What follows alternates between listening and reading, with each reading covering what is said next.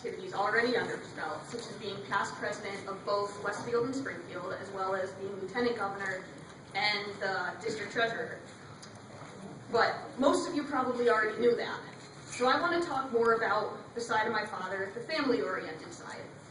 Before my father joined the Westfield Kiwanis Club back in 2004, I had a family that consisted of parents, siblings, aunts, uncles, cousins, so on and so forth. I don't want to say that my parents were antisocial hermits that just stayed at home and didn't do anything, but my parents really didn't get out that much. Did you write this for her? And I love them dearly. But after my father joined Kiwanis, shortly thereafter my mother joined as well. And I was in my crazy college years, and I was getting home on Friday and Saturday nights, and my parents were still out, because they were out with their friends. I watched my parents, but my father in particular, start putting more and more time into a cause that clearly meant the absolute world to him. And it became clear that they were having a good time while they were doing it. So I started tagging along with them, because I wanted to see what they were doing and what was going on.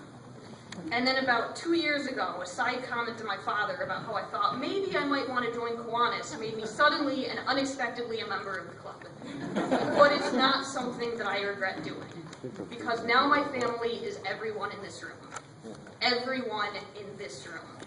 We all have the same goals, the beliefs, and the determination to make a difference, and there is no one else that I would rather spend my time with.